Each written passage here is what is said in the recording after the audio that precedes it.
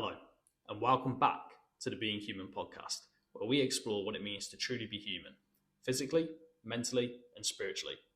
If you're new here, or if you're returning and you haven't yet, please make sure to hit that subscribe button so you do not miss any future content from Being Human.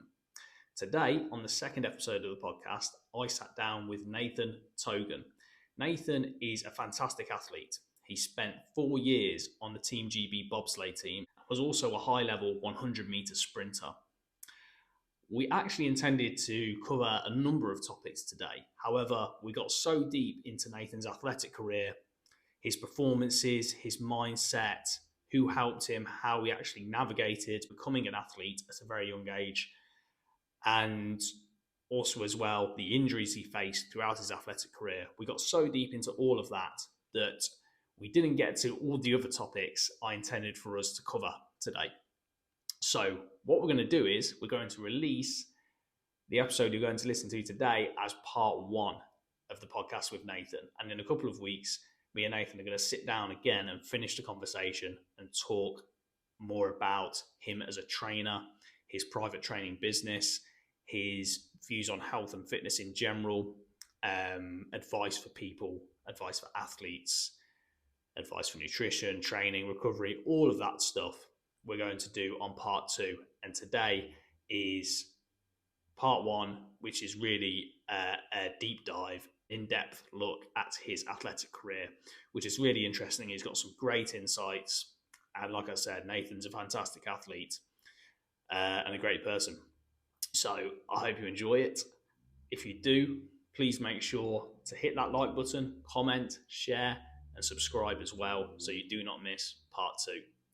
Thank you for watching, and thank you for supporting Being Human. There we go. Yeah, man. Okay. So, actually, the first question I was going to ask you. Okay, so I want us to start at the start of your athletic career. Yeah. Start from the ground up. Yeah, man. From the beginning. But before we get into that, serious question. Who on the HW1 fight team has the best abs? and you're allowed to say you, if that's what you think. Who has the best abs? Are we talking when everyone at their leanest? Or are we talking best abs?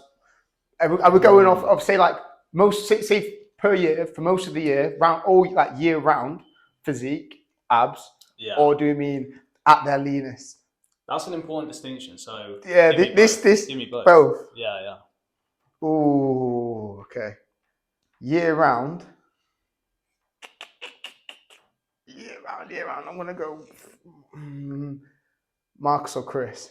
Yeah, they're year round. They've both got to be on the year round. Both in the top 5, regardless of who you got on top. Yeah, like year round, because they hold a level of leanness, regardless, innit? And then the abs look pretty cool. And at them, I'm gonna get peppered up at sparring now. Be careful who you say. Josh is ultra shredded when he's cut. Yeah, he is. Like different level, like feathered, vascular, mad deep cuts. Jimmy's got. I don't want to get battered by Jimmy. You got to mention Jimmy is cut as well. So I'm probably gonna go. At the most shredded. I'm gonna go Josh. Josh. Yeah.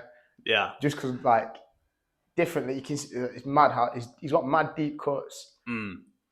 Mad deep cuts from his obliques. Everything, man. Yeah, at his leanness, innit? Cool. I'll take my beating next week, innit? Yeah, man. Yeah. Pez is going to be after you. Pez is going to be after you. Pez is a year round, but I don't see Perry as much though. Yeah. Okay. Yeah. Okay. Do you get what I mean? Okay. So it's covered his back. That's what I mean. I know Perry's like a walking flipping young god anyway. But do you know what I mean? I have to do it off the guys that I see day in, day out. I see Perry. There's a lot of people, you know what I mean? There's more like really shredded lean guys there and girls. Yeah. But I don't like train with them as often or as frequently like Jimmy, Josh, Chris, all them boys, Marcus, Joey, all them, like I'll see them 3 to 6 days a week, whereas Perry I'll see maybe 3 times a month. So I can't put it in the same bracket. You got to monitor. You know what I mean? You're a diligent trainer. You got to be monitoring. Yeah, I can't put it in the same bracket with Perry. Yeah. You are shredded, bro. I'm gonna go back to the click it on the shirt. I can't get on with holding it. I'll do this. Yeah. I'm gonna do this for now, and then I'll try to minimize movement. Yeah. I might end up holding it now. We will see. So is it facing up? Yeah, you're good. Cool. Yeah. Okay. For now. So with that out of the way, the important stuff out of the way, take us back to the very start. What's your earliest memory of, well, these might be different things, but your earliest memory of sports, athletics, fitness, whatever it may be? I was like, my mum and dad have always said, like, because I got a sister as well, I was the one that was always non-stop energy, wanting to do stuff, out and about, whatever. Like, I think in a playful way, earliest memory could just be like playing footy with my mates at the park, going out on bikes, going around climbing things, that kind of stuff, man. Any kind of primary school days, any kind of after school activity on it, PE on it, sports day. Do you know what I mean? So, summer holidays, that was like mum was getting me involved in anything. That was like I was that kid, innit? And then I think from year 1 to year 5, I joined the school football team in like year 5. I wasn't good at football though. No, I wasn't good at football. I played tennis, a little bit of tennis before that. I wasn't good at football.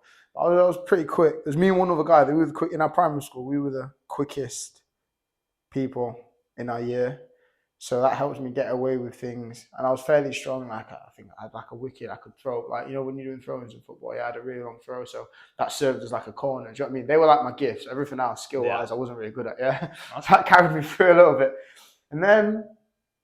Year 6, finish year 6, my mum, my dad, my sister and I, we went on a holiday to America, and my dad's got family over in America. We went to Oklahoma and we stayed there. So when we got there, I have a cousin called Brian. He's 3 years older than me.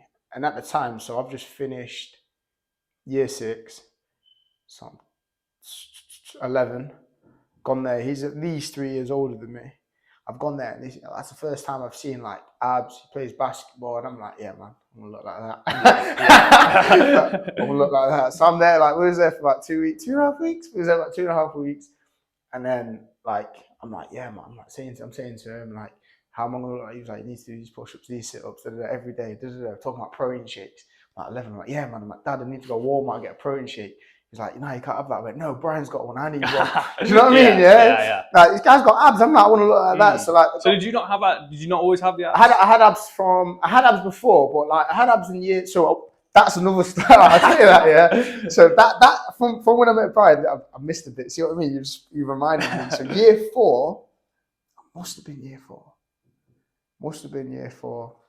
When the World's Young Hercules, when the World's Strongest Kid came out, and his parent, I think his mum might have been a gymnast, or they both were bodybuilders or something.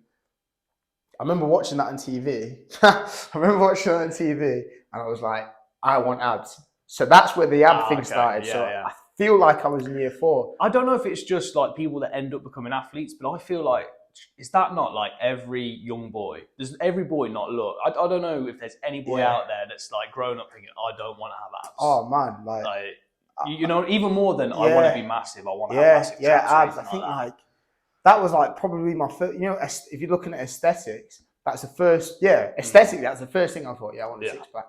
And then I'm like doing sit-ups, asking my mum to get me baby oil from the shop so I can. Really? Swear down, man. How old were you then? I was year 4. What's that? Probably like 9, man. Yeah. But I've watched this young Hercules dropping the splits, flexing, lean, shredded. This little machine. I'm like, yeah, I want to look like that. So got my abs anyway. So I had abs when I got to America. I had abs when I got there, but like he had like a more developed physique. Obviously, he's a bit older and he's been training a bit more. But like me looking at him, I'm like, yeah, I want to look like that. So press ups, sit ups, squats, dumbbell curls. 2.5 week training camp for the holiday. Come back and I'm like, I need to go gym, and then start hitting it. Like, so when I came back, I was still playing football. I wasn't that good at football. I come back, started year 7, and I got into rugby. So my PE teacher at the time, Simon Ford, Mr. Ford, I'd never played rugby before, and then we had a PE lesson. He thought I was pretty decent. He was like, you should go train at the Scunthorpe Rugby Club. So I go there. He's like, yeah, it's not. Do you know what I mean? Asking have I played before? I'm like, no, but that's pretty decent. And then from that, in the span of within 3 years, maybe 2 years, can't be sure on just the dates. I still played at the club, and I joined the three counties. You meant to go, so there's like a hierarchy of getting to England, national or Premier League club as such. At the time, anyway, it might be a little bit different now, but it was like, so you had club, then you have county. For us, that was Lincolnshire because I was in Scunthorpe. Then you had like three counties, which are like schools of rugby. So they combine Nottinghamshire, Lincolnshire, Derbyshire, and then we'd play other bigger counties. And then after that, our one led on to Leicester Tigers Academy. So I went to the trials at three counties, skipped the county, got on this within 2 years, made the three counties NLD schools of rugby team, and then me and a couple of lads got put into the Leicester Tigers Academy. So wow, I never knew this. So I never even knew you played rugby. Yeah, I said, mate, rugby was my number one sport to start with before athletics, before anything. Wow. Yeah, man, I love rugby. And then so I was for the club. I was an outside centre, 13, had a little bit more involvement in play. And then for NLD, I was 11 or 14. I was on the wing, so a few more technical skill guys in the middle. But because I was just again speed, and I was fairly strong, so obviously I started lifting weights from year 7. And it started with my PE teacher at the time, Mr. Ford. He was like, I think you're good at rugby. I never played rugby. And that just delved. And club rugby was really good. Met some really wicked guys.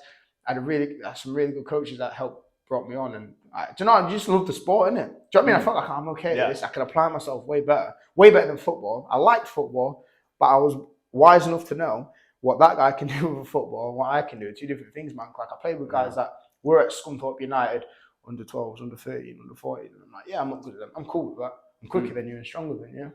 Right, but I'm not. Do you think that was the difference between football and rugby? Do you think you gravitated or was naturally better at rugby because it was more physical? I'm going to lean towards that, yeah. And I think that combined with, it might be a little bit different, but a lot of the guys that I found that were really good at football had been doing it from such a young age, playing for clubs at such a young age, training weekly for such a young age. And I never did that with football specifically. And I felt with whatever I was naturally gifted in, that set me, I started at a higher place with rugby. Do you get what I mean? So the skills I was trying to play catch up most of the time in football, whereas I was already at a certain level in rugby. Okay. And I think I just found my hand a little bit easier. I could apply myself a little bit better. And then that gave me more confidence. That probably just had the knock-on effect, which I didn't have that with football. I kind of loved to have been good at football, but I knew I was cool with it. I knew I could get away with doing stuff, but I wasn't that good, man. Rugby though, I love rugby, man. Love playing with the boys and smashing that. But that's how I got into athletics. So it would have been year 10, year 9, year 10, so 12, 13, 14, 15, year 10. I think it was year 10. It was year 9, year 10 where I got my first. I used to get sore knees and stuff, but I had that's when I got my first injury. I broke my wrist in a mall. We was playing it's sort of Scunthorpe.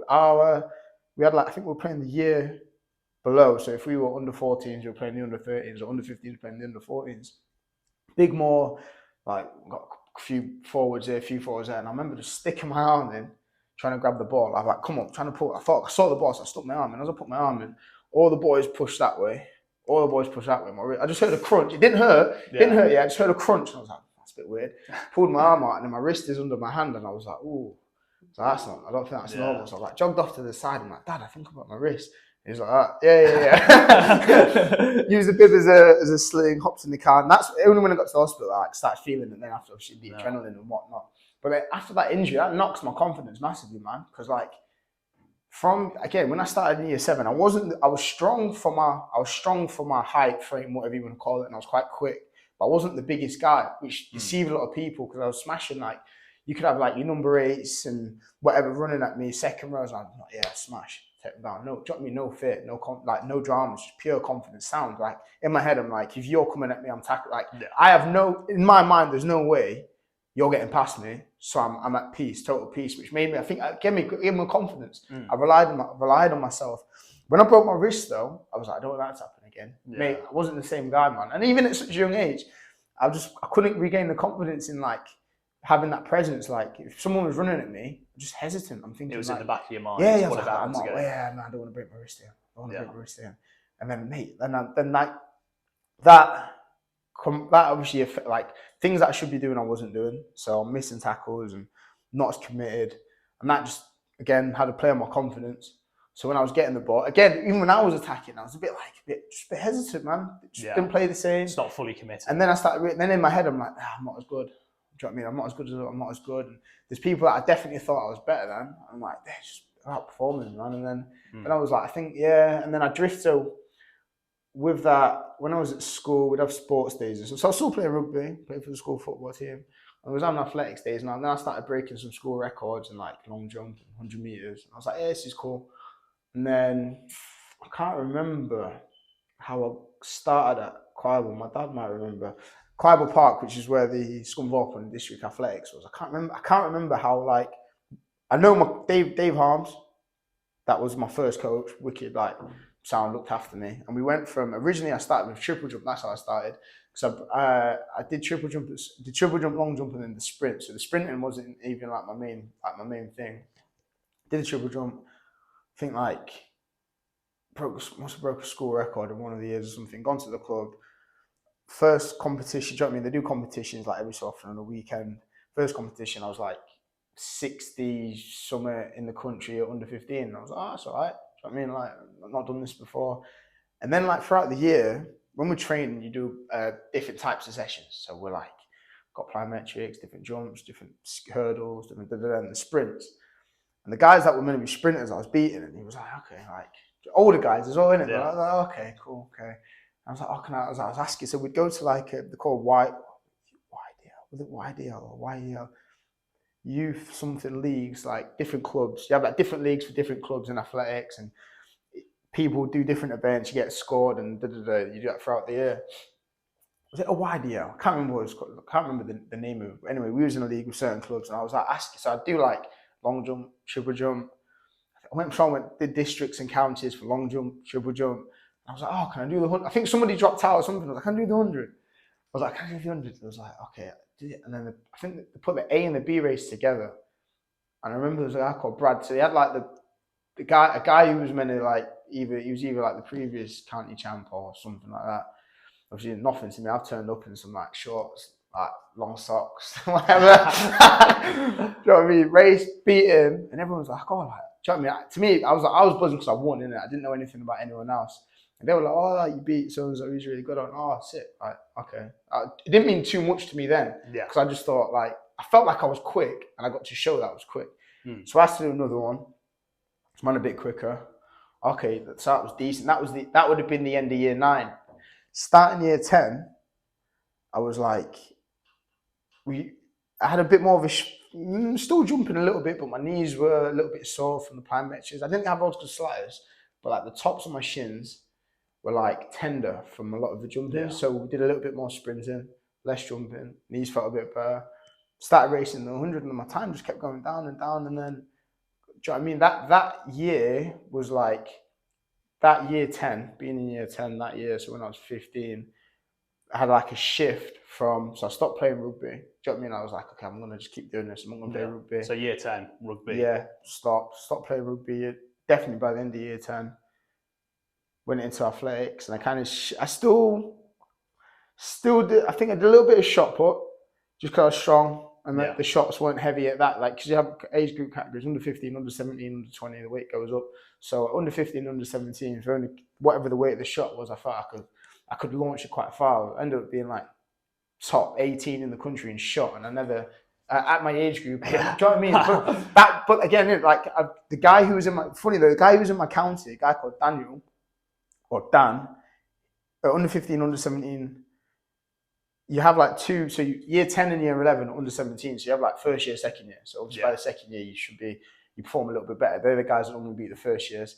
This guy called Dan, he was always like top 3 in the country. So it just happened to be he was in my county. So I'd always come second at district, second at counties, but I'd be coming second to the guy who comes top 3 in the country. Yeah. So I was okay with it. But then I ended up, I could have gone like English schools, nationals. I didn't have like shot put wasn't exciting for me. I was like, I can just throw so far. Like, because I should be able, I feel like I was fairly powerful. I should be able to do that. But what like excited me was like being the quickest guy in it. Like, I want to be the quickest guy, man. Like, that's what I liked in it. Wow, that's interesting. Yeah, I suppose I can only speak from my own perspective. But for me, the attribute that I kind of focused on most growing up was I want to be strong.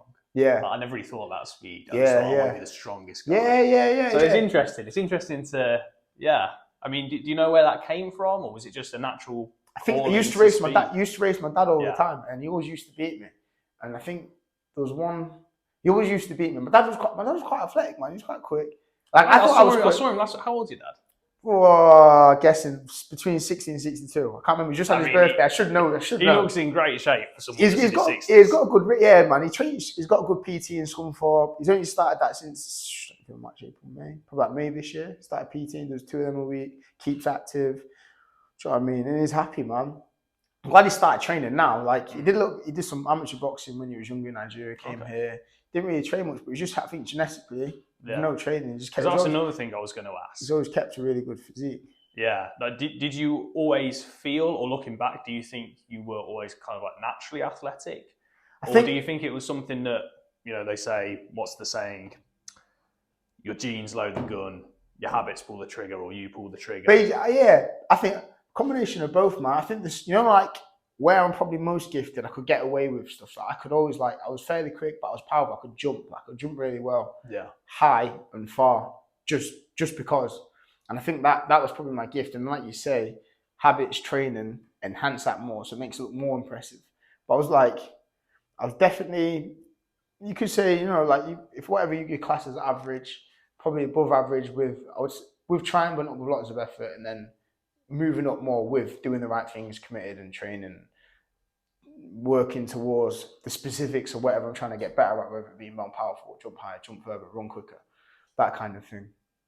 But I think definitely there's some kind of, I do believe because when I think back to the guys who were the elites of my age group and ended up stopping and doing other things, they were so gifted. Like I could tell you some crazy stories about different guys that were so in speaking athletics, like guys that used to race. It was the same age group. I'd just been under 15. So when I was doing a little bit when I was deciding about quitting rugby, going into athletics, doing triple jump, before I'd done the 100 properly, a guy called Alex Kwamria, I think he played for Chelsea. I don't know what professional club he's at now, but he used to sprint before. Skeezy would rock up to North of England champs. Could have been British champs. North of England champs definitely in Sheffield.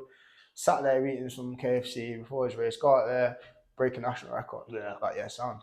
That's sound, man. Yeah. Do you see what I mean by people can just There's some guys that do you know what I mean? Unreal, their genes were so heavy that they can do anything. Anything, honestly, man. I never watched him play football, and I'm not a critique of football because I don't know enough in that area to go, he's good, he's bad, but he was so gifted athletically. Yeah. He could apply himself to something else.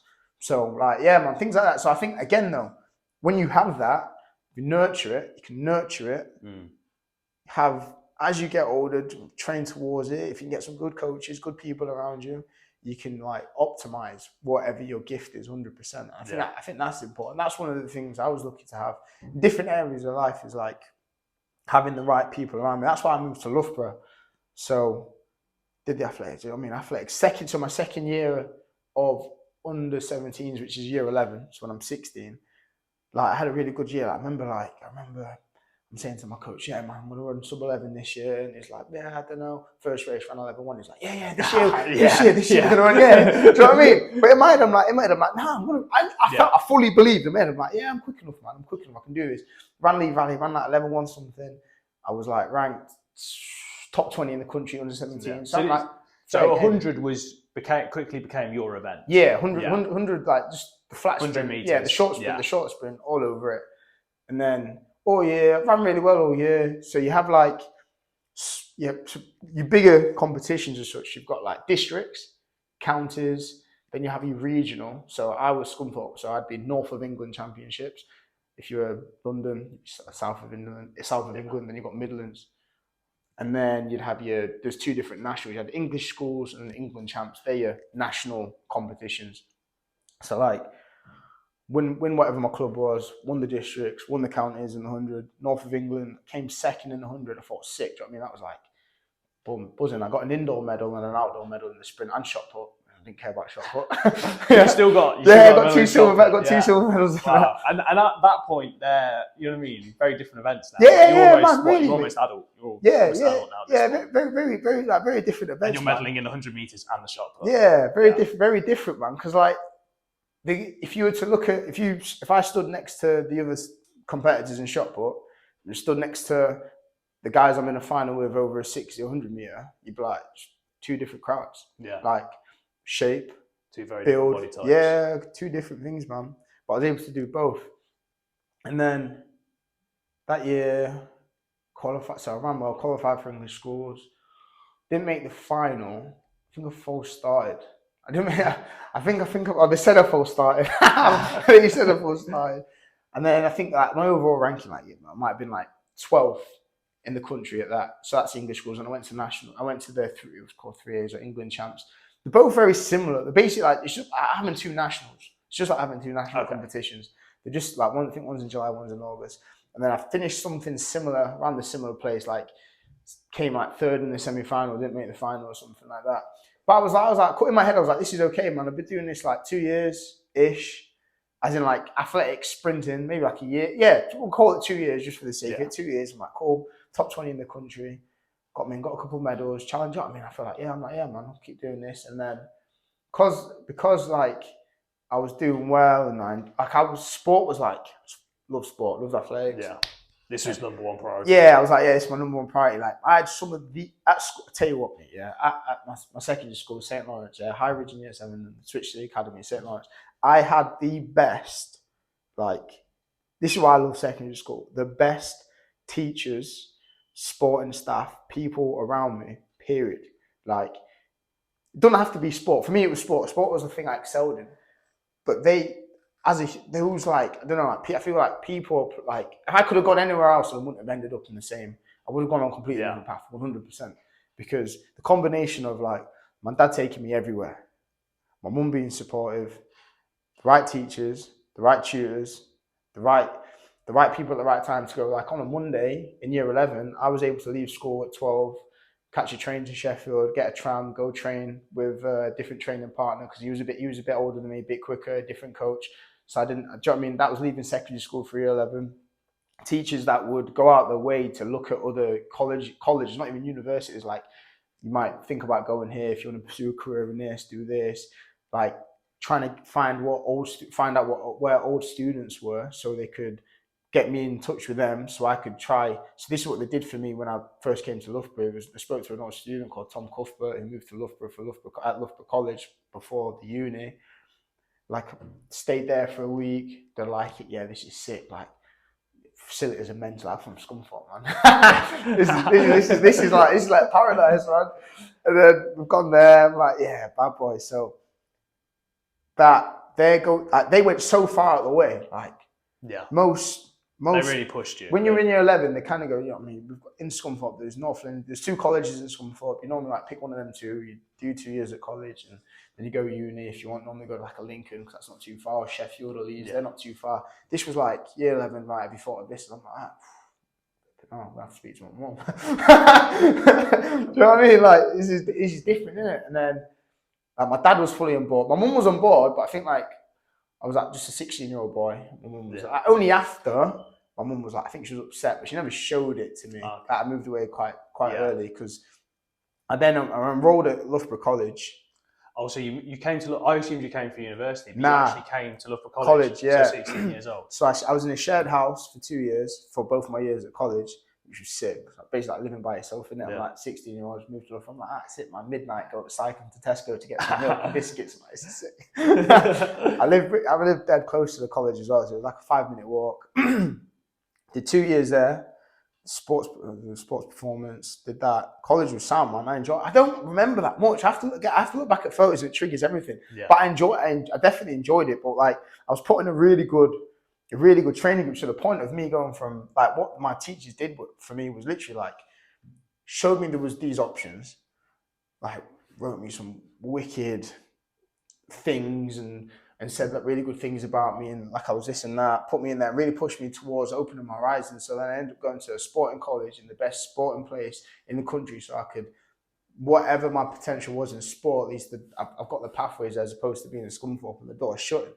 So they just, do you know what I mean? Like that, if I didn't go, this is what I'm saying, if I didn't go to that school and have those staff in combination, like how my parents were, like that would have never have happened. Impossible.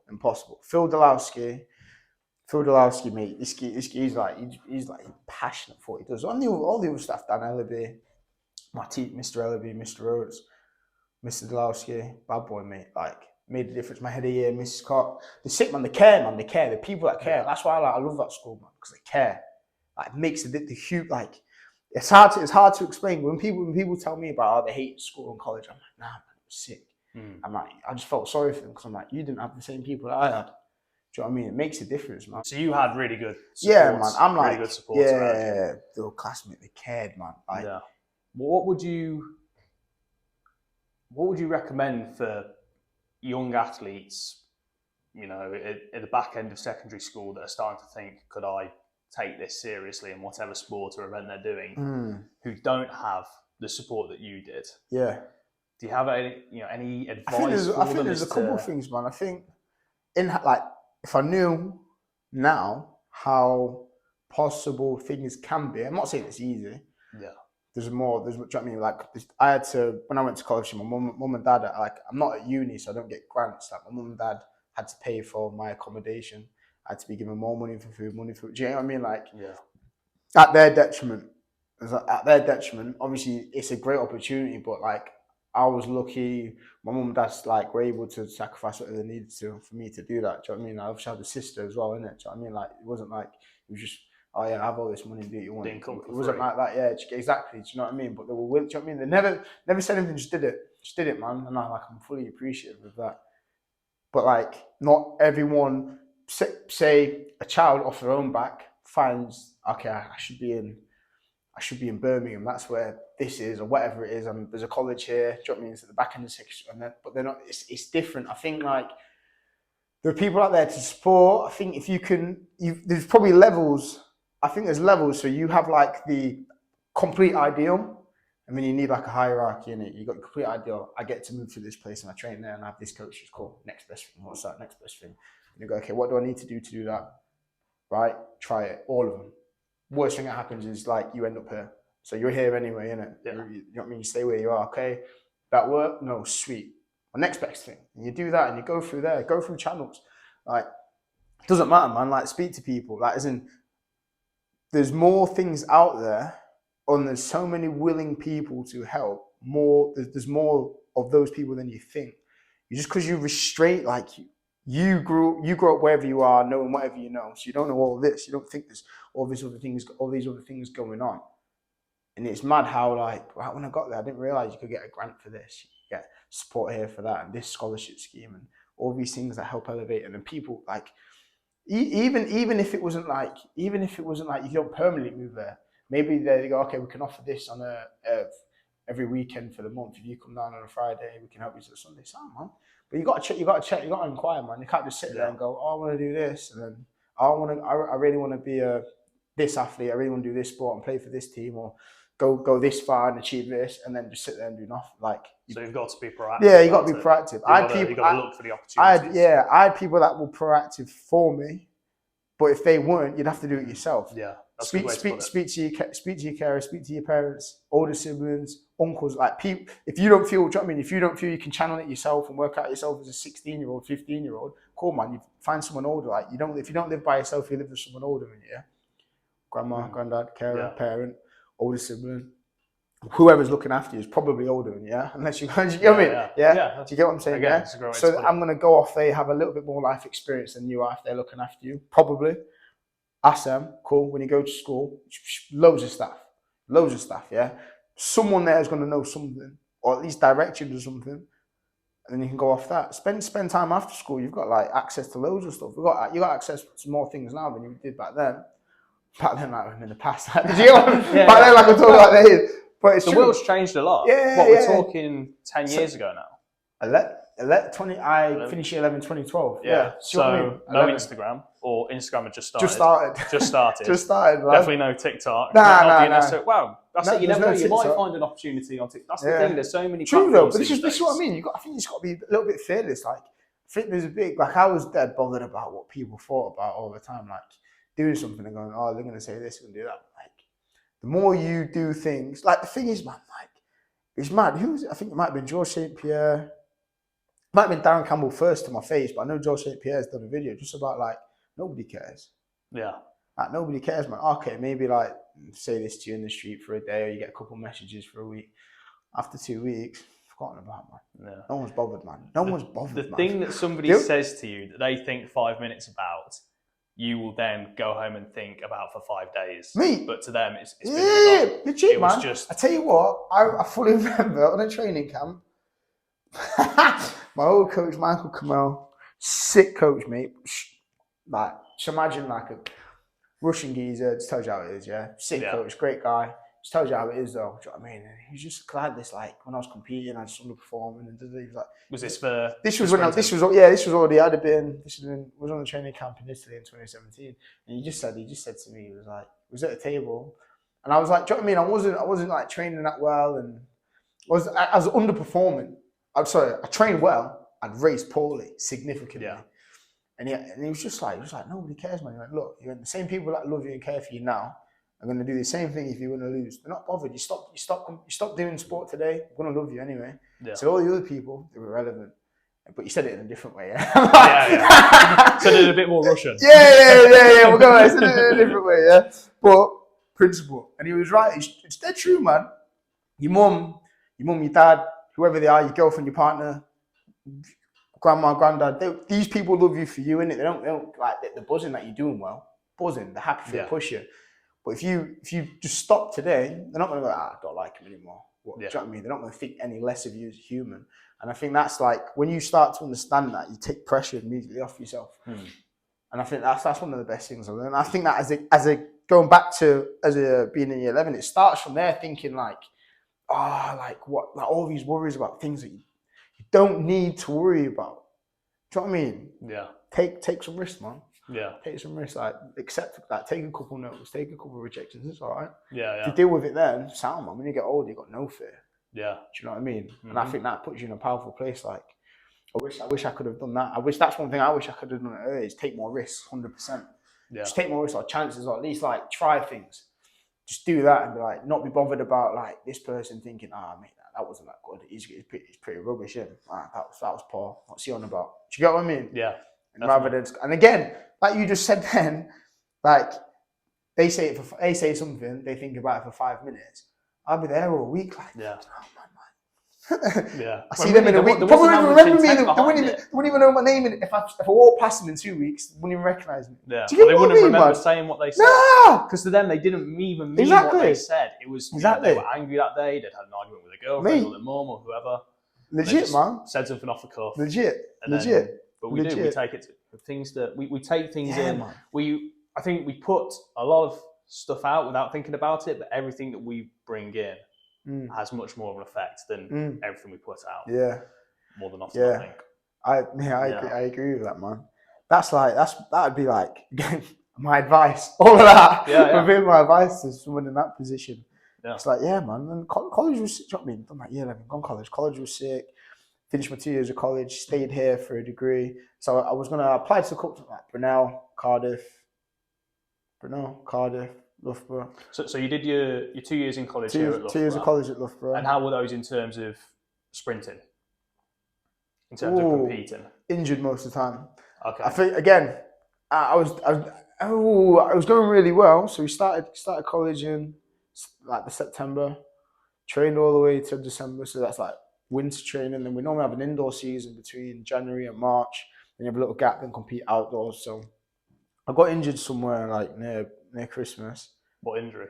Hamstring. First time I pulled it. That was the first time I I never pulled a hamstring. I didn't even know when I pulled it. I was like, that's a bit weird. Tried to run again. I went, oof, that's a bit sore. I mean, I pulled a hamstring. So like the classic 100-meter sprint. Yeah, pulled a hammy. It wasn't at the time. It wasn't like it was only a little one. Yeah. At the time though, obviously I had no. It was a novel experience. Yeah, exactly. So I had no experience about pulling a muscle. So I was like, okay, that's a bit weird. Tried to run again. I was like, that's pretty sore. Hauled back home.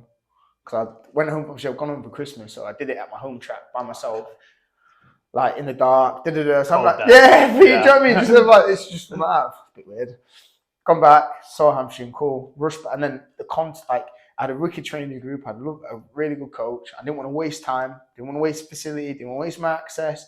So I rushed back, and this just nagged on from December 2012 for pretty much the whole of the next season.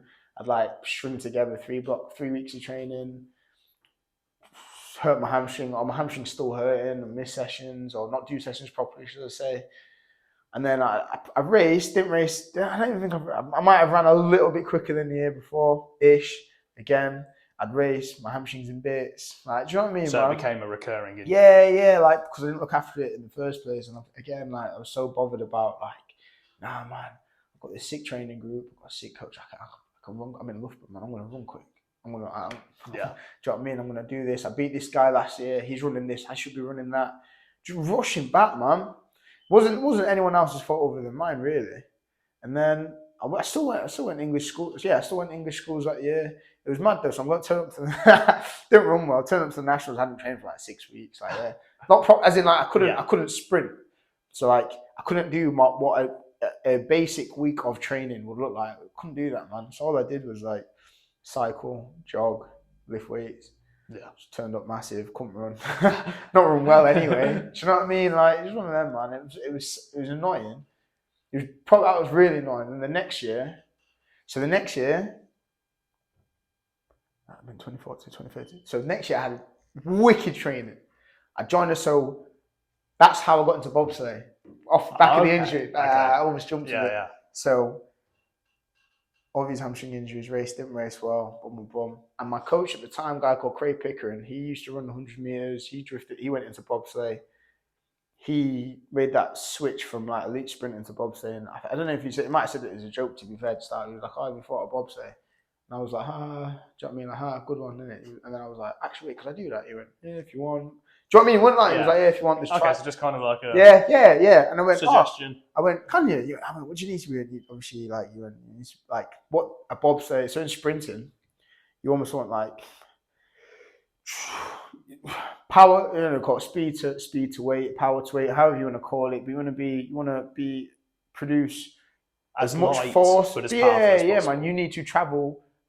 You need to be an optimal power, optimal weight, so you can be as quick as you can over a set distance. With bobsleigh, they want you to be as quick as possible, but as heavy as possible, because the more weight between the 2 or 4 people in the sled. I never thought about that. Yeah. There's a max weight of the sled. So velocity-wise, if like the max weight of combined weight was 400 kilos, random number, 400 kilos, and all of us are 100 kilos each, that means we have a really light sled.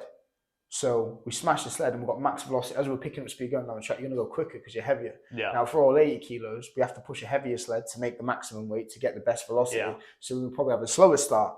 But we might, do you get what I mean? So that's kind of, so that's the idea behind it. Makes sense. So that's a big distinction. Yeah, it's different. Because my naive perspective was, the GB bobsleigh team is, really just full of sprinters. Because it's just a short sprint and then you're just sitting in the bobsleigh, which I know that's not the full story. I'm sure there's skills to, cool, man. There's more than just the skills of getting the bobsleigh going. Yeah, man. There's things you have to do while you're, going through the whole track. But I thought the start, the only consideration is how fast can they sprint. Yeah. But that makes perfect sense. You want to be as heavy as possible as well. Whereas that's a big distinction from sprinting, where it is you don't want any excess weight. Yeah, you want to be using all the weight. Precisely. Everything you have is geared towards one thing. You're not carrying extra loads for the sake of it. 100%, man. It's like when he suggested this, after a while, I thought, yeah, man, I'll give it a crack. I mean, I was heavier. I was a more muscular sprinter, a bit heavier, more powerful. I can. Do you know what I mean? So this was second year of college. This was second. So the end of my first year of college. Okay. End of my first year of college, going into my second year is when I made it. There was they had what do they call it? Open trial days, evaluation days. So they did a couple of them a year where they'd open it up to anyone. Turn up, you do 60-meter sprint. They have trolley bobs. So we do it on indoor tracks. It'd be literally a trolley. ish, but a longer one. Yeah. They do it at different weights to replicate a 2-man bobsleigh team and a 4-man. You had like times equate to points, and you'll have a system of ranking, and then you do like a plyometric test at the end. And like the first one I did quite well, and I made the youth squad off that. So we did that. You get a tie. They invited me back. Yeah, we want to put you onto the youth program. And so let me just in most sports, you think youth, junior, like dead young. In bobsleigh, because of like how late you'd start the sport. So in football, you start 4, 5, 6, 7. Yeah, you can't really do that with bobsleigh. Yeah, do you get what I mean? So junior in bobsleigh is up until 25, I think, maybe 26. Oh wow, okay. Yeah, man. Bobsleigh has gone for ages, man, as well. But it's mainly to do with that, like, I guess in football, again, if you start football at 5, like, you're probably not going to turn pro at 17, 18. Maybe get a couple, or even a bit later. Do you get what I mean? Yeah. But because it's such a popular sport in this country, like if it's prioritised. Yeah. So everything's expedited. If you start bobsleigh at 16, that's pretty young, I'd say. Yeah. Okay. Do you know what I mean? If you start bobsleigh at 16, I'd say it's pretty young. So if you give them the same 10, I suppose as well, you if gave you them need the weight. Yeah. That as well. A lot of people, they don't start gaining weight. Takes time to develop. Until they're 20, 22. And if you want functional weight, it's going to take you time to build muscle. Yeah, anyone can just go and smash loads of calories and get a bit fat.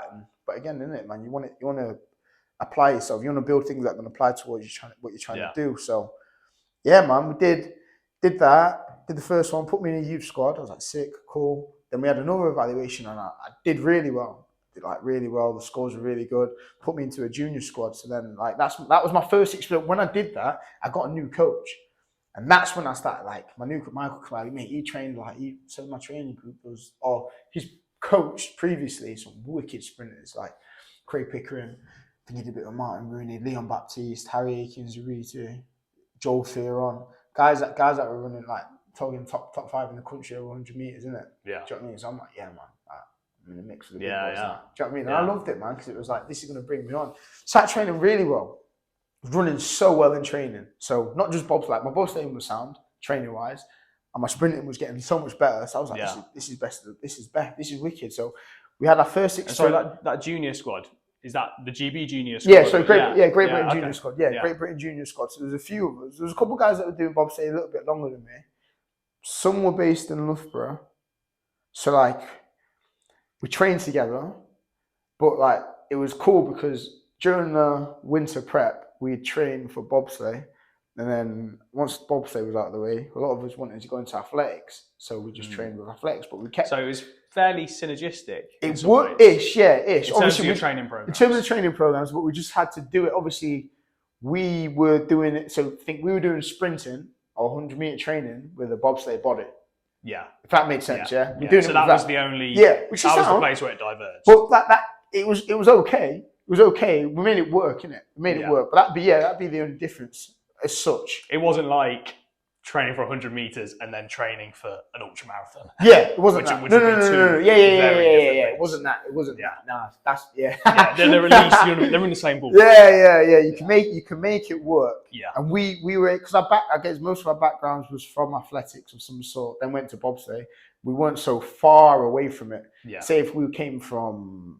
It would be different. We came from powerlifting, sprinting, shot put. Yeah, shot put. Yeah, it'd be a little bit different. Yeah, do you know what I mean? So that was wicked, man. Like my first experience in ice was 2014 January. We went as a youth development squad to Eagles in Austria, and it was actually so we all got given the chance to pilot, like drive the sled, innit? I didn't want to do it. I was like, nah, man, dead not confident. Yeah. Plus, but what is that? Are you actually kind of steering it like man, a car? So you've got your sled, you've got your runners, you've got two metal runners at the front, 2 metal runners at the back. At the front, the pilot, what he has is basically like 2 D rings. Can you imagine like two D rings? Just imagine 2 rings. Yeah. And then cords that go down and they control the runners. Okay. That's how you steer this sled that goes. Okay, so that's how you steer the sled that goes at 90 mile an hour when you go around. That's it, man. That's how they steer. It's a lot like the thing is, I think going back to what I was saying, going back to the whole be bothered what people think about you and stuff like that. That was always the back of the mind. Like if I'm piloting this sled, I've got to look after this person. Worried about what everything could go wrong. Crash. What could go wrong? Yeah. Again, Looking back, I'd have just done it, man. Like now, I'm like, yeah, man, I'll do it, whatever. Sound. Back then, I'm like, no, I ain't doing that. I'll just jump in the back, sound. Do you know what I mean? Run the set, boom, boom, boom, jump in, brakes, sound. Do you know what I mean? Like, I wanted to do that and try to apply myself there. I felt like I had felt less pressure doing that. So that was my first experience on ice. First 2 times I went down, I got crashed, both of them. Okay. So that was, and so check this, mate. Lesson learned rapid. Yeah, the first time I went down, on the Eagles track. So I learned the track. This is in Austria. This is in Austria. This is the first time. So we all learned the track because we was all learning it was like pilot driving school. So yeah, I can't remember. Say it has 15, 16 corners. I think I'm doing this off memory now. Yeah. Say I'll be able to figure it out. Say it has 16 corners from the top. You'd start at 5. So you start a little bit down, you get a little nudge off the top. You're already sat in there, so you can practice your driving. So I've learned the corners. So first time going down, I'm sat in the back. I'm like, yes, I'm so confident, man. I didn't even clip my helmet on. Yeah, so I didn't even clip my helmet. I'm like, yeah, sound. I'm like, just drop me in the middle. I'm like, yeah, they'll be found. It's gone down 5, 6, 7's called Kreisel. That's a big left turn. Come down 8, right, and then 9. You go straight up and then down. So that's how I remember the teaching. Then you're going to go into another turn, and then you go into like a chicane or something. Anyway, Kreisel's come, 8's come, gone up, and I was ready to go down. I'm like, I've been here a little bit. I'm like, on my helmet, so obviously my eye bit's here. My helmet's like shot up a bit, and I'm like, oh my lord. So I've like tucked my chin down, so we're sliding on the track, and I've shoved my top of my head into the track to keep the force on my helmet onto my head. So we're crashing. I'm like this. And in my head, I'm like, oh my lord, like, this is killing, man. And how fast are you going? That's maybe 50, 60 miles an hour, ish. Boys, them not in a trolley. Them not crash at way like high speeds, man. Jesus. Like, we're going down like that. We're going down, and I'm thinking, but the thing is as well, like, it feels like it's happening quick, but it feels so long. Yeah. Like, I'm in my head, I'm like, I need to keep my chin down. I was like, this helmet can't come off, man. Yeah. And then you've gone all the way. So like, come off at 9, done the rest of it. Then you start going backwards. Not as quick, but I still want my helmet on. So, backwards? As in like the sled you've crashed. Yeah. But like, so you're going up. So now we'll start going backwards. Yeah. And then, do you know what I mean? And when we finally stop, I'm like, oh my lord, I'm doing that again. Do you know what I mean? Like, boom. Next time I went down, mate, I clipped it so tight I couldn't even breathe. Yeah, I bet you did. Got crashed again though, but I was crashed again. So are these fairly common, or did you just have a rough go of it? I think because they're learning. I think some people might make. We got past the same point, and I thought 6. So the 9 flop, boom, switch, and then we crashed somewhere else. And oh, great! It's like naming the game, innit? When they're learning, it's okay. Yeah. I won't say it's crazy common, but I think when at the elite level. When you're trying to when you want the quickest lines, you take risks. So you'll do things either a little bit too late or maybe a little bit too soon. Yeah. To try get the quicker. Try hit the sweet spot. Yeah, try to get the sweet spot. Obviously, I haven't piloted, so you'd have to have a better conversation with some of the better pilots. But from like my understanding, that's basically what it is. And sometimes, I don't know, a bad driver might be a bad driver. I don't know, like, if you got them on the roads, like, some people are just bad drivers. I'd be awful at driving a bobsled, no doubt. But I think, yeah, man, that was my first experience on ice. After that, I didn't get crashed for ages. So after that, so that was January. And then that was January. Again, going back to the hamstring injury, I got to have a push off the top. So one of the experienced pilots, so we was all learning, practicing. One of the experienced ones was with us. Me and another guy got to push an experienced pilot from the top. Boom, boom, boom, like 10 steps in, boom, pull my hamstring. I'm like, oh my lord. In my head, I'm like, that's just not, and obviously I'm pushing the 17, that's not just happened. Yeah. Jumped in, like, sat there in the back of this sled, all crammed in. Obviously, you hit like little bumps and stuff, and this part of the metal sled's pushing into my hamstring where I've torn it. And I'm like, it's just killing. But I'm obviously just mad anyway. In my head, I'm just mad anyway. Yeah. I'm like, again, is that? Because you know when you get an injury, you're like, your mind automatically starts going to, how long am I going to be out? Everything starts flashing through the next everything, month, 2 all months, of that, 6 months. all of that. Do you know what I mean? I've got a sick. Do you know what I mean? I'm getting a sick coach, sick training group. I was going to come back from here. I'm in good shape. I was going to, do you know what I mean? Have a nice little gap between the outdoor season. And I'm going to race anyway. So all of that. I'm like, well, I just didn't get crashed. Obviously, he's a really good driver. Come back, said like when we got back to the top, I'm like, I can't do another push. I was like, I pulled my hamstring, and I was like, obviously, I was a little bit gutted. Come back, it was all right. Healed. I healed it quite relatively quickly. I stayed strong though. So because one of the pilots that was on the driving school, a guy called George, he was a few years younger than me. We went to the British Champs in the March, bobsleigh British Champs in March, and competed in the 2-man. And then we won the youth category, got gold in that, and I can't remember where we finished overall, but that was like my first experience of racing in a bobsleigh. Me and obviously we had a heavy sled. Our combined weight wasn't heavy. He was only he might have been like 80 kilos. I'd have been like top end of 80, bottom end of 90. Yeah. And all the other lot. So what's like the weight of like the Olympic squad, the average Olympic bobslayer? What kind of weight are they, or ideally what weight would they be? Between 96 and 105 kilos. Yeah, okay, wow. So big boys. Yeah, big boys, man. Big boys. And obviously, if you've got a team of guys that are like near between that 96 and 105, you can have a really light sled. Yeah. Obviously, me and George had a combined weight of, which was not a lot, so had a really heavy sled. Yeah. But it was cool, man. It was cool. They're big boys, and man. You still got gold? Yeah, in the youth. Yeah, we won the youth category. Yeah, that was sick, man. Yeah, Got gold in that. Won the youth category. That was bad boy, man. Really enjoyed that. And then came back from that. I can't remember. So basically, I can't remember how my hamstring was, but I remember it must have either healed or been okay or been about fine. Because then I started training wicked. You know what I mean? Little bit of a side note. Yeah. Because I think that'll be interesting for people to hear. Because obviously it's such a common injury for sprinters especially. What kind of things did you do? Obviously, I'm sure it was under the direction of your coaches at the time. Yeah. But what kind of things did you do to rehab your hamstring? Yeah. To be honest, man, depending on the severity of the tear, it differs a little bit. So most of the time, if I tore a hamstring, it'd be a grade 1, which would be like your least aggressive tear, like a small tear, not horrendous, bit sore, but not too bad, fairly common, right? So I'd have a really good physio, and my coach was really good, and our turnaround was always really quick, in a good way, not like rushed quick. It was good quick.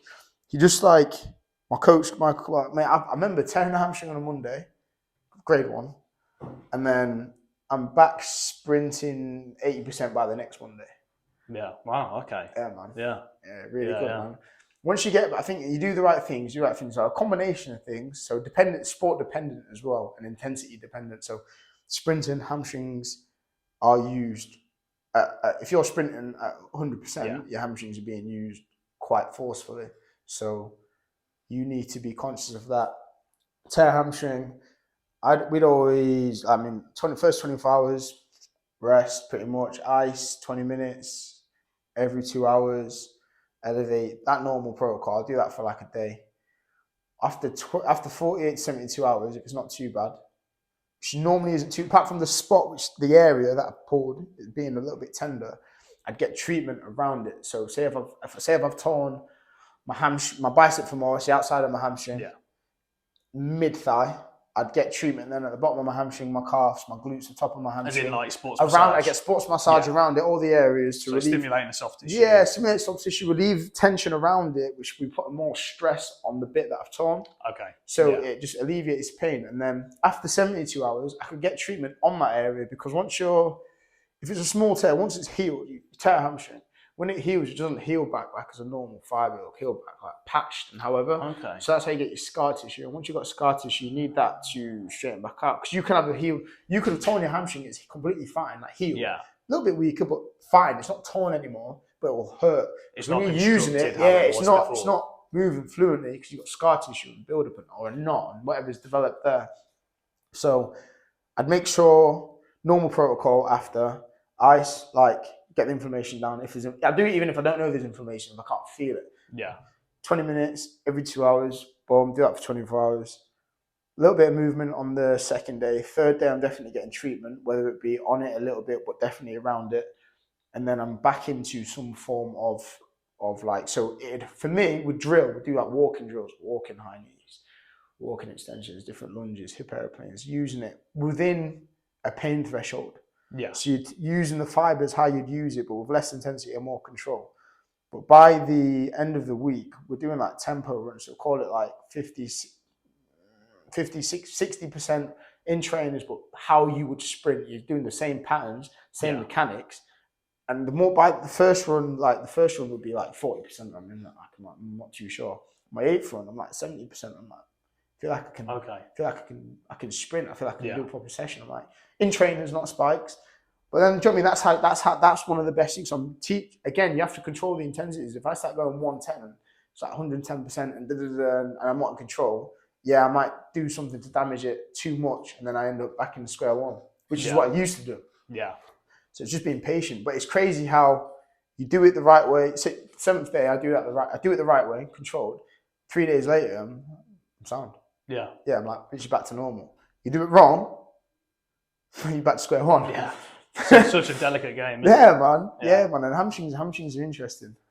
So the kind of the general process overall is, as soon as it happens, kind of first 24 hours, get the information down, start, make sure it doesn't blow up too much. And then from there, it's because you can assess severity after that. Yes. You know, like if you get, I mean, how everyone's perceived pain is a little bit different.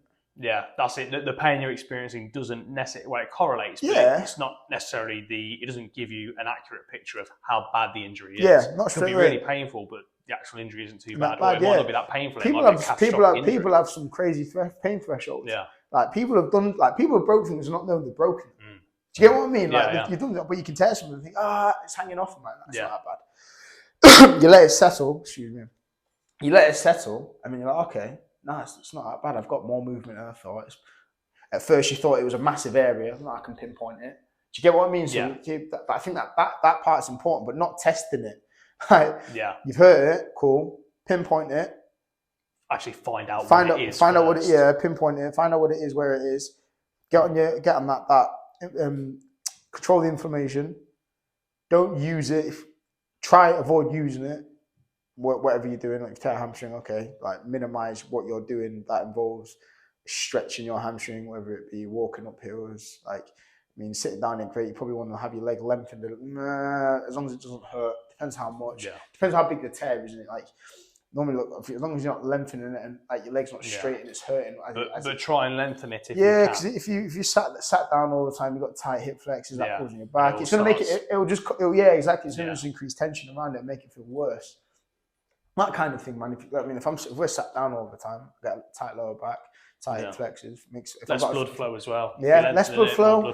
All these things, man, all contributes to it. Yeah, control inflammation. Once you control inflammation, after 48, 72 hours, I'd get treatment, not necessarily on the tear, dependent on it. So I'd definitely get treatment around it. Again, increase blood flow, get the fibers less tense, less tight. So whatever tension's around it, it's not pulling on the area as much, so it shouldn't hurt as much on the tear if it's still torn. And if it's healed, you could probably get a little bit of treatment on there because it'd be scar tissue. If not, wait till the end of the week and then you've definitely got scar tissue and it would have healed. The tear would have healed, and then you can start working on breaking down the scar tissue. Because it won't be the tear that's hurting as much and it won't be the scar tissue because nothing's aligned. So it's just like having mad. You're going to feel uncomfortable. That's very normal. But then training the movement pattern of your sport. So torn a hamstring, try going to start walking lunges, walking A's, walking high knees, go into gentle drills, little dribbles, little high knees, little high heels, or do you know what I mean? You blend it in whatever way you do, then go into running. Increasing movement, increasing load until you're back at the point. The severity of it will be slower, and then you've got other. There's loads of other strength things, but I'm not just from getting back into the principles. The principles. Yeah, there's loads of other things. Yeah, because even all your rehab work in the gym, all your strength conditioning, they all have to. What's the word? Comply. They have to cross over to get back to the sport. 100%. That's what I've learned a lot with the MMA and stuff, man. So like, you can tear something, injure something, hurt something, but I'm like, you can do all the strength and whatever rehab and everything, but it needs to get you back into that movement and that sport. Now, how aggressively or slow you do it is dependent on who you like. I guess your knowledge, what you coach. Are you in season, off season? All these. Yeah, exactly, man. Like, what's coming up? How important is it? Do you need to be back? Does it need to be rushed? And then when you do these things and you take that risk, if you're going to rush it, you need to bear in mind the consequences of if you do this too quick, this is what's going to happen. Yeah. And I think that's the gamble you play. Again, in season, off season, are you in a rush? No, I'm not in a rush. Okay, chill out, man. Yeah. Relax, look after it, do it properly. Don't be lazy with it. Yeah. Something that could be done in 6 weeks, make sure it's done in 6 weeks, not 12. Yeah. Don't waste time, but don't think, I need to do this now. I'm going to be back in 2 weeks. Yeah, man. If you're back in 2 weeks, sweet. If you're not, sound.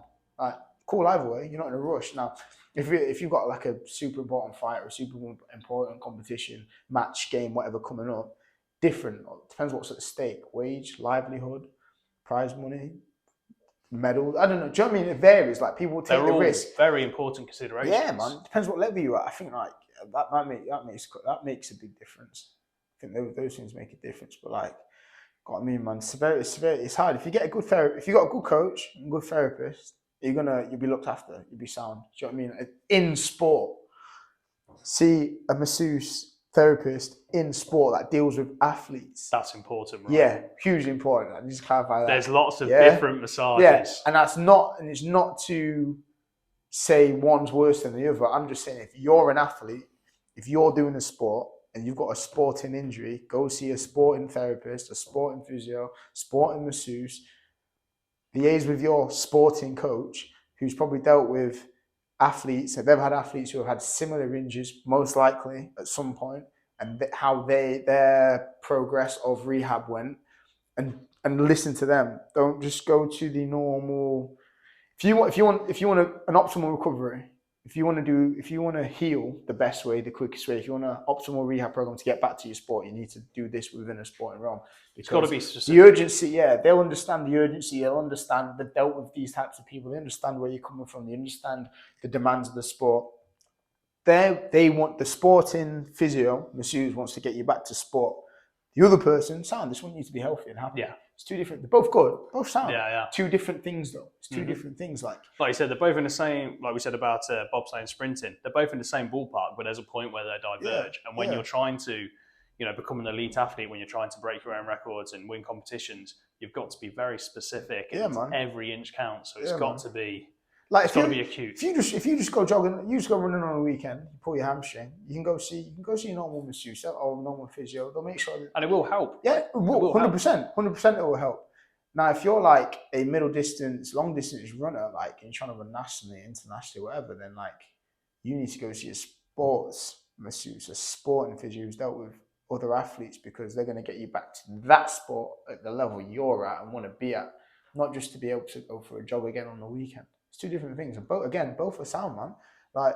This is something we're talking from a sporting perspective. If we didn't do sport, then we could go see a normal, and they're going to be effective. It's going to sort me out. I can go back to work. But it might be a bit too aggressive, and you're probably going to pay more for a sports massage that you don't need. You can just get away with a regular massage. If you're just exactly, a hobbyist wanting to go for a run, you shout out 150 quid for an hour on one of the top sports therapists in the country, and they've absolutely destroyed the hamstrings to pieces, and you just walk out in pain. Like I said, a lot of money gone from your wallet, and you could have just gone downtown and had a nice bit of stimulation from a regular. And then in about a week or 2 weeks, you'll be able to go back on your little jog around the sound. Cool, man. But not for the person that needs to get back into this regimented taxing routine. Do you know what I mean? It's a little bit different, man. I think that's one of the best things. Good sports masseuse, good physio changes the game, man. 100%. It's that 2014. I ruptured my ACL. Tore my meniscus and stuff. You know what I mean? I got back. When was that? I tore and ruptured my ACL. Was that in college, or was that later? Second year college, when I was having a wicked training so well. Okay, so this has brought us back around to kind of where we were. So you were bobsleighing, sprinting, you're having the hamstring issues, which we've just gone into, and then I started racing in the 100 meters after that bobsleigh start of the year, and I was racing well, but I was training so much better. But I was like, this is cool, man. I ran a PB, ran 10.9, sweet, cool, ran 10.9. Then I was running that same time, but I know how quick I was running in training. 10.9 seconds for your 100 meters. Yeah. So I knew how quick I was training with guys that were running 10.2. So I'm like, I know where I am. Do you know what I mean? They've ran 10.2 that year, and I know where I am when we train 6 days a week, every week. So I'm like, I know I'm quicker. Do you know what I mean? So I'm like, cool, my time will come. And then, flipping out, man. Yeah, then I just kept running at the same time, and I was getting, I wasn't disheartened, but I was getting a bit mad. Yeah. I'm like, why am I underperforming by so much? Like, people will sit, like, I'll be at the track, run so well. Everyone's like, yeah, man, he's going to run this, going to run that, and I'll underperform it. Like, I won't run near that. If I was running near it, I'm like, okay, I'm there. Maybe like jumping on thereabouts, but I wasn't there or thereabouts. So I was getting more frustrated. And then, when did I do? I can't remember where it was. We ran the 100 metre that day, won, sound. Then we ran a relay for the club I was in, which was Birchfield. I ran first leg. It was weird, man. I didn't have any signs.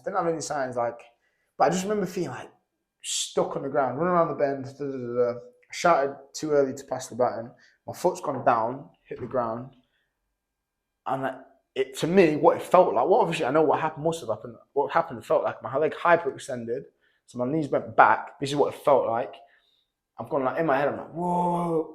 My legs swung through, but it feels like my legs, like the bottom part of my tibia and fibula, like under my knees, just flailing as it's coming through. I've tried to run again, buckled massively, obviously, gone on my left leg, done like 3 massive hops.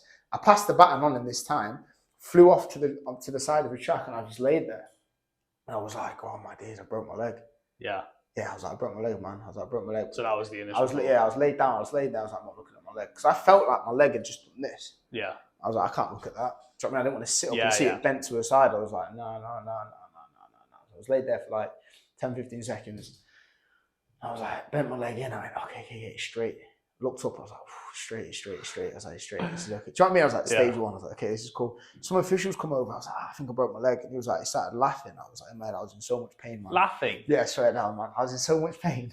He was like, I don't think you have. I was like, you don't. In my head, I was like, I mean, regardless, you're obviously in a lot of pain. You've obviously injured something. So much pain, man. And then my dad's come over from the stand. He just walked over. And I like limped back. And I was like, yeah. But so started jumping, I was like hobble limping. I was like, yeah, my knee's dead sore. That's dead sore. Didn't hear anything that it went. It felt like it hyperextended.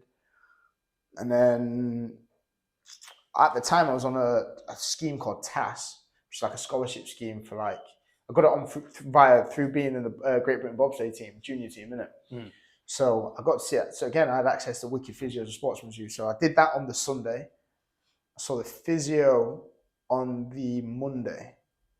I was like, I was trying to explain what happened. Like, so when you do an ACL, some people, like, it's like a twist or you hear a pop, or it's like a force direction. Your foot gets planted, your knee goes the other way, it goes one direction and the other. It's something to do with planting and twisting, usually, right?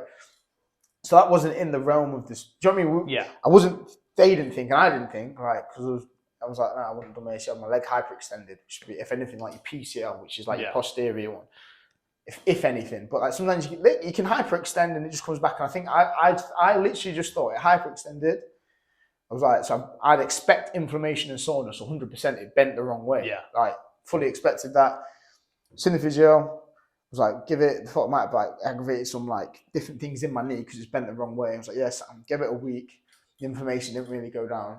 It's a bit weird. So I went to an English Institute doctor on the Tuesday. So saw the physio the following Monday from when I initially saw them. So the doctor on Tuesday, saw the doctor. They did some tests.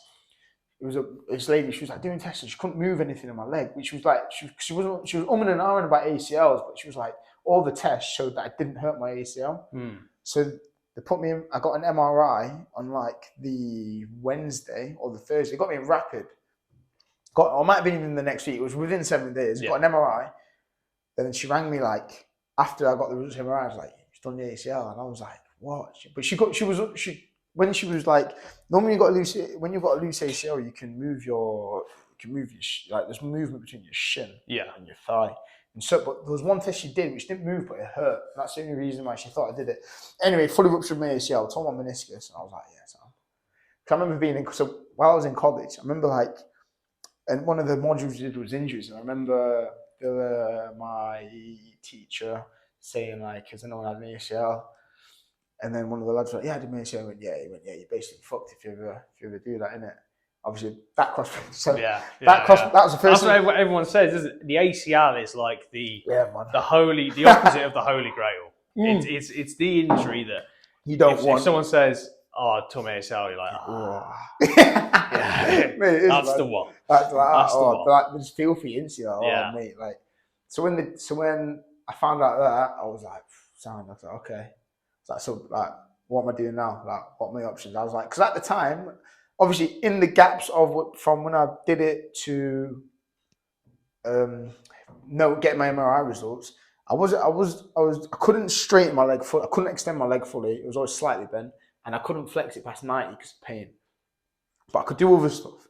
So I was getting stronger doing other things. I was doing like RDLs, which you could do bent legs, partial leg presses, partial hamstring curls. But how I did the hamstring curls had to be different because where the load was on my, again, it did make sense that I did my ACL because when you sit into the machine, depending on where the pads are and what puts pressure on, sometimes I'm like, no, that hurts, can't do that. Anyway, they were like, yeah, surgery, you can go non-surgery. And I might get away with it because I was in a straight line sport, but it just means for the future, if I ever drifted into another sport, I might get problems. And there's like, you can have surgery and you've got options for like a hamstring graft, patella graft. You get an external graft of someone else's patella, someone else's whatever.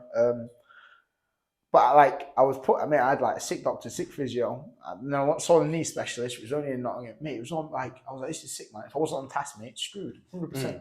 I'd be on a line waiting. So it was all paid for in the scholarship, mate, and that must have been a lifesaver. Mate, okay, swear to you, man. Yeah. Without that, they paid. So my physio, my doctor, my MRI, my doctor, my physio, my consultation, my surgery, my post-surgery consultation, all paid for. All paid for. Yeah. Yeah, man. Mental, man. Yeah. Mental, mate. How long? Just to with the ACL? Or... Yeah. Normally, normally they say straight line sport, about 6 months recovery. If you're multi-directional sport, change of direction, things about 9 months. I got back to full training like 5 months. Oh wow! Yeah, I got back really quick. But I was obsessed, man, because I did it at 18. I turned 19 in the September. I had my surgery in the August. I turned 19 in the September, and I was like, do you know what I mean? Going back to when I was thinking my career's not done. People were going, "Oh, you'll never be the same." No. I'm not accepting that, mate. I'm like, you might not be the same, sound, man, but we're built different, man. I'm like, This is like, at the time, I'm like, this is my life, man. I'm not stopping. So, do you know what I mean? Everyone's in pressures. I'm in the physio room. I mean, I'd go there. I used to use a Compex. They give me a Compex that I could use, like an electric muscle stimulator. I used to do half an hour on my quad, half an hour on my hamstring, half an hour on my calf, on my ACL. Did that in the morning. I'd do all my rehab. I'd come back in the evening and do the same thing. Did that 6 days a week. It wasn't open on a Sunday. I did not on the Sunday if I could. I used to I'd ice it 20 minutes every 2 hours religiously, non-negotiable. Like, I was just on it. I was obsessed with everything. Like, in my head, I was like, nah. But now, man, made full recovery, got back to training. Everything post-surgery, I've PB'd in. Whether it be sprinting, lifting, jumping. My right leg, my ACL leg, I jump further and higher with. I'm more stable on that leg. I'm stronger on that leg. But do you know what I mean? That was in my head. I'm like, so anybody who thinks that you can't. So you're a brilliant example. I'm like, you can. I'm like, the person that, don't get it twisted, sometimes it's unfortunate, whether it's poor coaching, genetic makeup, the type of injury, where it is, the surgery, you know what I mean? There's things that you can't control and it don't work in your favor, but 9 times out of 10, you'd have this similar surgery, similar outcomes, similar pains, similar process. So you can, man. You can 100% get back normal. Yeah. Better.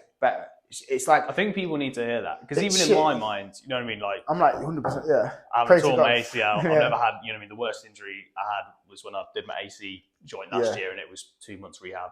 Yeah. You know, now it's, you know, it's not quite how it was, but it's, for the purposes of my sport, it's absolutely sound.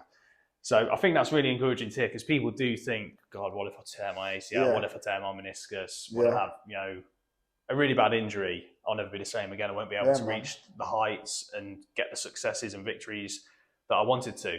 And I think you're a brilliant example that that's not the case now with modern medicine. And like you said, if you've got the right people around you, and that's a really good point as well, having the obsession and the drive to say, no, I'm going to come back even better. I'm not going to let this define me.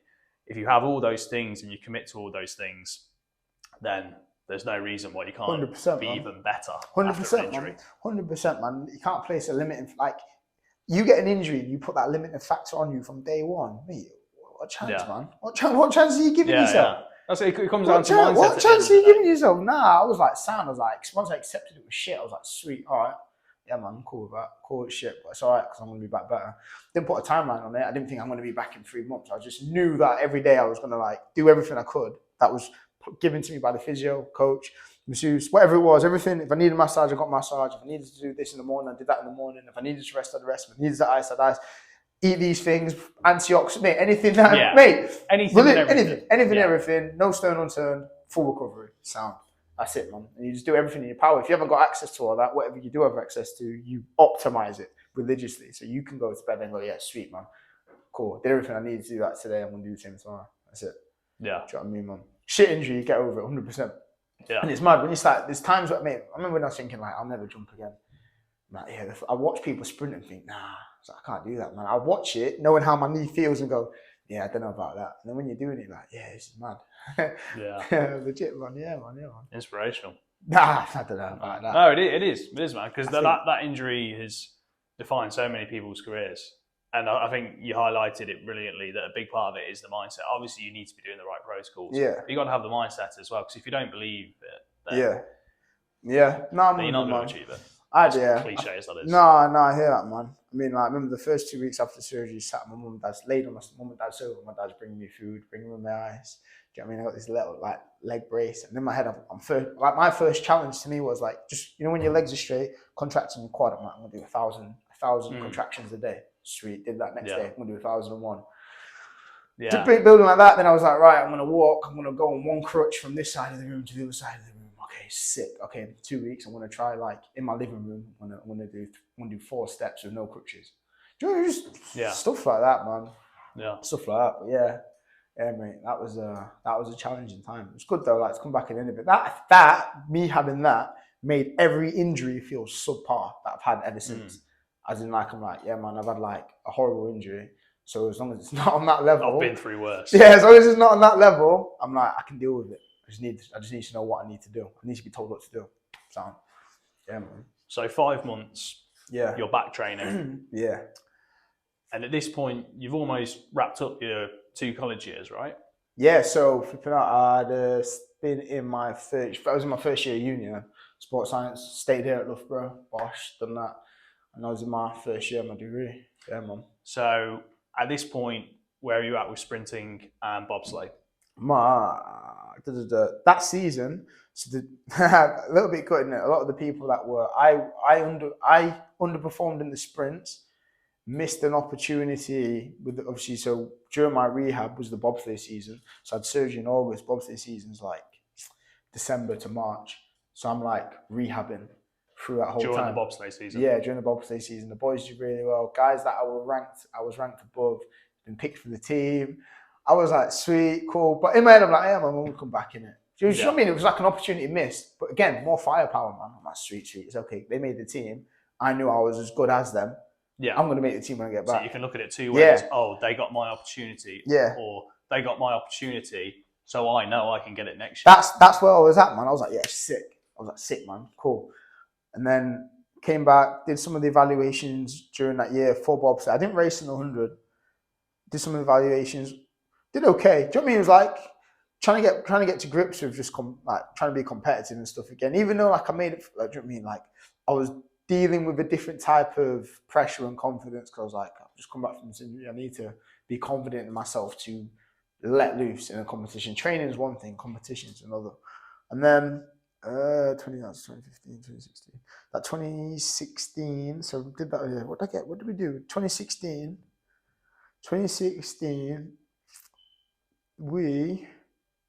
Did I get either I went on World Juniors.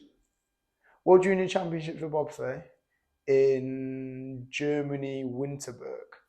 Part of the Great Britain. So like off the back end of like the rehab through September to March, April, May, I went on a training camp to Portugal. So I had a different coach. I went on a training camp to Portugal. Come back from that, everything sound. I didn't race, but training was going well. put more of a focus on bobsleigh to get back to bobsleigh, not sprinting. And then so bobsleigh was the priority. Yeah, that was a priority. And then kept building training. Started my second year uni September. We had evaluations, and I got picked to go to the World Junior Championships with the boys.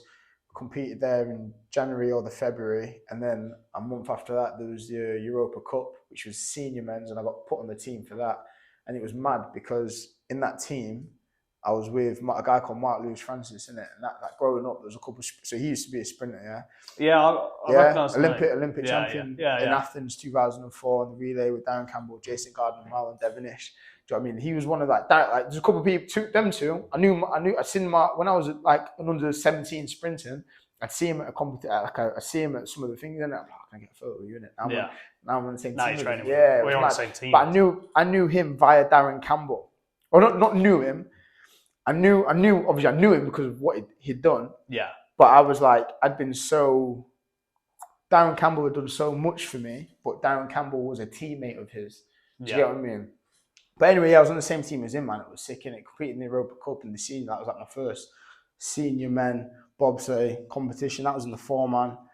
That was, do you know what I mean? Like, so I mean, did like, it was nice. Again, innit? I always wished, I never performed as well as I should have, like, any time I competed in sprinting or bobsleigh. So, but do you know what I mean? I just have to live with that. That was something that I'm over that now. But at the time, do you know what I mean? It was just, again, for all the things I've already said, just about like being bothered about what so many people thought and think and pressure you put on yourself and all those kind of things, man. Like just killing your brain and your body just depletes, can't perform. Yeah. As opposed to just open, clear mind. Body does what it needs to do. Training was like fun. Competing was like, training was like, yeah, paradise. Yeah. Competing wasn't, man. In my head. You definitely felt the pressure. Yeah, man.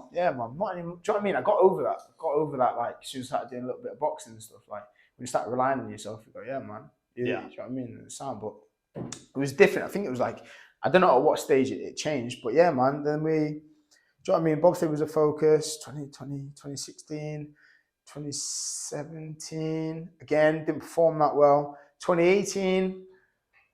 So, I split my final year of uni. So I should have graduated in 2017. 1, 2, 3. I split my final year because the Winter Olympics were in 2018 at the start of the year. Yeah. So I did a split. I lived with another athlete. He was a hammer thrower. Me and my boy Taylor. No one ate as much chicken as us. Facts. And then me and him, so we both split our year because he was an elite athlete as well, doing a degree. So all my pals graduated in 2017, and there was me, him, and then I met a new. Do you know what I mean? It's technically the second year. Whoever was on the second year of uni, going on to the third, who hadn't split, and got mixed with them. And then that was a focus on that. And then underperformed again. Didn't get any decent results. Didn't go to that. I was like, yeah, sound. Then 2018 season, I started racing again. It was getting better gradually. Do you know what I mean? And then I got stress fractures in my back, man. That was dead painful. Yeah. Like, I'd say the most intense pain between the ACL was more intense and more debilitating. But the stress fractures were with you constantly. The all-round pain, the chronic, sticking with you, no matter what, unrelenting. You lay down to go to bed, you can feel it. You stand up, it's worse. That's it. The longer you stand, the worse it is. Go to bed, you feel it. You wake up, you feel it. It just didn't go, man. They were the worst one. When I did it, it was mad as well. Like when I did it, and that was in a race, done in bobsleigh. Did it in a race, sprint, no 100 meter. Did it in a 100 meter race. I fully remember. Come out the blocks, step. My right foot went down for my third step. As it hit the floor, there's something shot up my back, and then I popped up straight away. I finished the race. And when I finished the race, I squatted down to the floor. I was like, speaking to myself, oh man, I think my back's broken. It feels like I broke my back, but then I didn't think I broke my back. Yeah, I'm like, it feels like I broke my back. That it feels. I'd never say it. I didn't say it thinking I broke my back. Yeah. And then I've like stood up, walked inside the indoor track, gone to lay down. I was like, flipping on, man. Like, this, like, I've had back issues before, but I was like, this really hurts. This really hurts. And then saw a couple of therapists. I was unsure whether, like, do you know what I mean? I was unsure. I was trying to describe what I did. I was unsure. And then when I saw a really good doctor, I had anesthetic under ultrasound, and then did that. And then basically just came back and said, like, you've either got a stress fracture of the bone or stress fracture of the facet, which is the capsule. And I was like, yeah, sound. Do you know what I mean? I was with my training partners as well, and they was like, it's all right, man, you get back from it. I just thought, done with this. Yeah. Do you know what I mean? I was like, again, man. I was like, again. So you've had the hamstring issues. You came back from the ACL. Yeah, man. And now you're then back into another injury. And I was like, sound starts happening. But it was weird. Again, everything's about timing, man. So like that happened, and then at the time, I was right. At the time, I was like 2018, gone throughout the year, done that, finished that, and then 20. So at the time, I was due to. I think everything gears you in a direction, man. Like higher powers, God. You know what I mean? I think like you can choose to ignore it, and things will continuously to happen to tell you, don't do that, do this, don't do that, do this. Or you can go, yeah, man, I should go that direction, and like that just like it opens up a whole other thing. Like I don't know, it's hard to explain, man. But I do believe it, yeah, because everything that I've done or has happened to me has led to something else. Like, if I didn't do that, I wouldn't do that. If I didn't do that, it wouldn't happen, and it would have been a whole different journey, man. Do you know what I mean? So I had like my little girl, Ramaya, she was due to be born February of 2019. So when I had when I got my stress fracture in August of 2018. 2018. So did you say the Winter Olympics were the start of 2018? Did you go to the Winter Olympics? Missed that. Nah. Because from shit. I just was from shit, man. Wasn't good enough, innit? From shit, underperformed everything. Yeah. Do you know what I mean? And then if I didn't get, so even with these stress fractures, if I didn't get them, I'd have probably just kept trying to train, and do you know what I mean? I would have done other things. I would have kept chasing something I probably shouldn't have been chasing, like something else was my calling. And then I just thought, you know what? Yeah, I was like, I'm gonna take time off. I had to take time off anyway with the stress fractures. Took time off, put a focus on. I was like, I'm gonna start properly PTing. Like I did a bit of PTing anyway. Made programs. I've been doing that for ages, way before that. But I was like, what I'm gonna do is I've got a child on the way. I'm gonna try do this properly, get proper income, prepare. So when she arrives, everything's sorted. You know what I mean? And then I'll figure out. Then I can sort everything out. I'm not gonna stop. When I had my stress, I did what I had to do nothing for a period of time to let them settle to a certain point. And then when I did start bringing them back, I had to do things that wouldn't aggravate. So like, I could train a little bit, but my focus again, man, was like, got a little girl on. Well, I didn't know, and I didn't find that until she was born, didn't it? I had a baby. I had a baby on the way. Yeah. I was like, yeah, man. Do you know what I mean? Everything needs to be good for when she's there. That's it. So that was a big transition point. Yeah. So when you found out your daughter was going to be born, man. It's like all in the space of like. So I found like probably within 3 months, I graduated, got stress. I found out I was going to have a kid, graduated, and got stress fractures in my back. In the space of like 3-4 months. 3-4 months. Yeah. So there, graduation was a big thing for me. Yeah, that was it. I was buzzing. Yeah, man. Shit, man. Having a kid, and as well, you're dealing with another injury. Yeah. Well, at this point, did you start to think, not that this is the end, like you said, this isn't the end of my athletic career, but this is maybe the sunset of sprinting? I just thought I need to be able to apply myself. Like I was like, and one of my old training partners, Joel, he was like, I'm one of the most gifted, powerful people. He said he was so frustrated that I never got to like express it. But then he just said, my calling could be something else. Yeah. Like he went, you're too good to not do something. I just don't know what it is. Yeah. I know, but I did believe I was gifted. Like I knew I was athletically, I could do things better than others. I could do things. Do you know what I mean? Like to a good level, to an elite level, in athletic ability wise. In certain in other areas not good, but in certain areas, yeah, man. But I did believe it. I just didn't know what. Do you know what I mean? Like I could just do things that other people couldn't do. Whether it be like, I could lift heavy. I could lift a lot of heavy weight. I won't say easily, but quickly. You know, like it didn't take me long to do something. And then when you compare them stats at that age, that weight to others, but that's pretty like quite elite. Do you know what I mean? There's not many people that can do that. But I just wasn't interested in certain directions. I was like, do you know what I mean? My fascination was one thing. and that obviously wasn't what I should have been doing.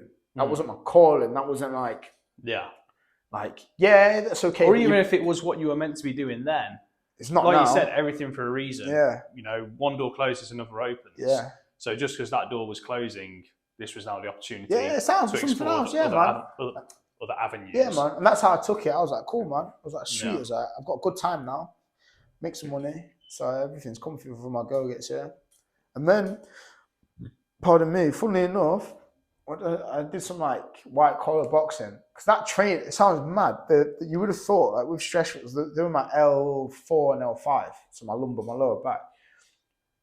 The rotation, any rotation did not hurt my back. It was being on a single leg, it was the pressure like up and down. Yeah, the impact like that, that's what hurt. So twisting didn't hurt. If I bent one way, it hurt a little bit, but rotating, it's fine, man. It really didn't hurt, it was weird. But it meant I could do some boxing, I could twist. I could throw, and then I built up that way, did some white collars, and I was like, yeah, man. Found out I can do that. Do you know what I mean? I can push myself with that, get better at that, and just train like that. Still, then eventually, obviously, over time, I could start lifting again. As in the bigger lifts, things like power cleans, hanger snatches, deadlifts, the things that put high demand on your back. Obviously, I built into that. I've been breaking my lower back essentially, isn't it? Built into that, but it was good, man. And then my little girl was here. I worked for a guy in the gym PTing from 2018 or July. I trialed all of July, worked all of August 2018, all the way into 2019 to the end of June. At the end of June of 2019, I set up my own PT business, FTR, and then that started on 2019, whatever the Monday, I don't know if it was July the 1st, 2nd or 3rd, whichever one was a Monday on the calendar of 2019 was when that started. And we set up that PTing, small group PTing, rented a space out of a gym, bosh. And then me, Joel Fearon, James Asalu and Jay, they were the guys that rolled with me, man, and we did that, and that's how that started, isn't it? And that was like my main focus. I trained, but that was like my main focus. I think that's a really good transitory point, because today I actually intended for us to cover, like I said, all of your bobsleighing career, all your sprinting career, and then all the PT stuff as well. Like I said, I should have booked out the whole day because I feel like we could talk about it. Man. I'm going to have you back on for part 2 very soon, so we can get into all of that. Man. But to just finish things today, because I think that's kind of. Would you define that as well? That was kind of like. That as a chapter. That was a chapter. 100%. Would you say that? Did it feel like one chapter's ending and another transition? Beginning? When I look back, 100%. Like I look at it like one thing that was it. So different things lead to another. I feel like that led to the. That was one of the stages where I'm like, okay, that led me onto this. So essentially a closed chapter, a new chapter. Yeah, man. So as a final question today, looking back on that part of your life, sprint. Quick question: in the end, 100-meter sprint, what was the fastest time that you ever did? 10:7, man. 10:7. Yeah, I should have run quicker. Yeah, I mean, still. 10:7 was alright. 10:7 was alright. I've ran quicker. I mean, I don't think I'd ever been like I wouldn't have run sub 10. Definitely capable of the lower 10s. Low 10s. Yeah, 10-4. I could have ran 10-4. Yeah. You still. That would have put you. That puts you way quicker than most. Yeah. Do you know what I mean? Like you still sprinted on a national level. Yeah. Made national. Yeah. I'd win county, win regionals, schools, districts. I'd make nationals. I'd make finals. Do you know what I mean? Make finals, just couldn't win finals. Make semi-finals, place high, couldn't make finals. It was that realm, innit? Do you know what I mean? So. And then bobsleigh, you were on Team GB for how many years? 2014 to 2018. So 4 years. 4 years. Youth team, junior team, senior team. Yeah. So and you competed on a European level, international level? We competed. Part of the teams at the World Junior Champs, competed at British Champs, and they made the Europa Cup team. So on the international level. It was good crap, man. Do you know what I mean? Do you know what I mean? So like, still a lot of big achievements. Do you know what I mean? I'm happy, man. Yeah. Kids from Scunny, come from Scunny, started with football, rugby, drifted into athletics, went to bobsleigh, made the Great Britain junior team, youth team, made the junior team, made the senior team. Oh man, cool, man. I'm happy with that. Do you know what I mean? Like, cool with it, man. Do you know what I mean? Like, I'm happy with it. I'm glad. Like, I always tried. Yeah, man. Do you know what I mean? I don't look back and think like I can always think back. I could have done more, but I'm like everything leads to something else. So I'm like, I'm sound with it.